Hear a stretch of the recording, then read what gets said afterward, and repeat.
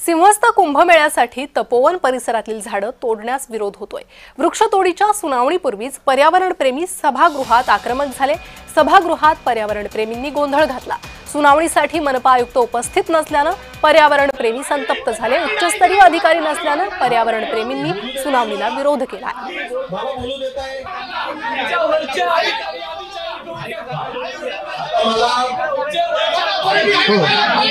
Authority आहे म्हणूनच उभा आहे। ते सुनावणी घेण्याचा अधिकार हा वृक्ष प्राधिकरणाला देऊन वृक्षाधिकाऱ्यांना आहे। अधिक माहिती या संदर्भात घेणार आहोत आमचे प्रतिनिधी किरण गोटुरे यांच्याकडून। किरण, पर्यावरण प्रेमी सभागृहातच आक्रमक झाले, त्यांची मागणी काय होती?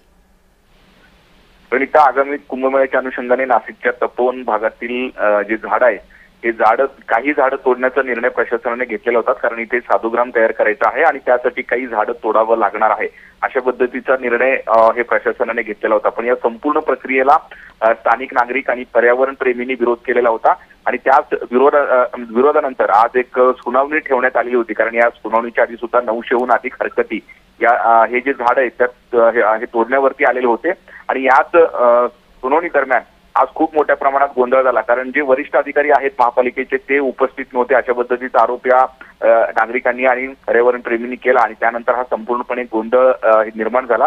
त्यानंतर इथं बंदोबस्त सुद्धा होता। पोलिसांनी हस्तक्षेप करत हा गोंधळ जो आहे तो थांबवला, पण आजच्या सुनावणीमध्ये कुठलाही निर्णय झालेला नाहीये। आणखीन एकदा सुनावणी घेण्यात येईल अशा पद्धतीचं जी माहिती आहे ते मिळत आहे। त्यामुळे आता नेमकं या सगळ्या प्रकरणामध्ये काय निर्णय होतो हे पाहणं महत्त्वाचं असेल। अगदी किरण, आपण पाहिलं तर याआधी या पर्यावरण प्रेमींशी आंदोलन करणाऱ्यांशी स्वतः मंत्री गिरीश महाजन यांनी चर्चा केली होती, त्यांचा समजूत काढण्याचा प्रयत्न करण्यात आला होता। त्यानंतरही पर्यावरण प्रेमींची भूमिका काही बदललेली दिसत नाहीये।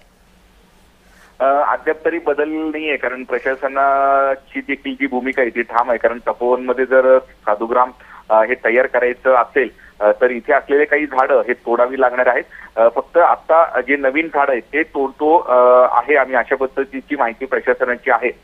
जे मागच्या कुंभमध्ये सुद्धा जेव्हा इथे साधुग्राम तयार केलेला होता त्यावेळेस सुद्धा काही झाडं हे तोडण्यात आलेली होती आणि आता सुद्धा जे नवीन झाड आहेत ते फक्त आम्ही तोडून आणि त्याच्याही वेगळीकडे आम्ही झाडं लावू अशा पद्धतीची माहिती आता कुंभमेळा मंत्री गिरीश महाजन यांनी सुद्धा दिलेली होती।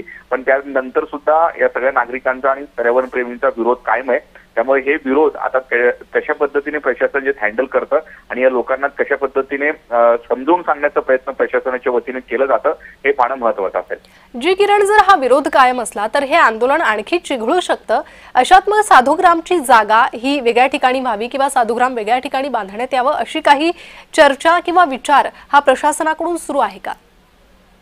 तूर्त तरी साधुग्रामसाठी जागा उपलब्ध नाही अशा पद्धतीचं प्रशासनाची माहिती आहे, कारण परंपरेनुसार पारंपरिक आतापर्यंत जेव्हा कुंभमेळा झालेला आहे याच परिसरामध्ये तपोवन जो भाग आहे खरं तर याच परिसरामध्ये साधुग्रामची निर्मिती करण्यात आलेली होती। आगामी कुंभमेळ्याच्या अनुषंगाने खूप मोठ्या प्रमाणात साधू महंत येतात आणि त्यांची राहण्याची व्यवस्था दर कुंभमेळ्याला खरं तर याच ठिकाणी केला जातो अशा पद्धतीची भूमिका प्रशासनाची आहे आणि माहिती आहे। त्यामुळे तूर्त तरी जी नवीन जागा आता प्रशासनाच्या समोर नाहीये, त्यामुळे याच लोकांना समजवण्याचं एक मोठं आव्हान असणार आहे। त्यामुळे या सगळ्या बाबतीत आता काय काय निर्णय होतात किंवा काय काय घडामोडी आगामी काळात घडतात हे पाहणं महत्त्वाचं असेल। अगदी किरण, धन्यवाद या सविस्तर माहितीसाठी।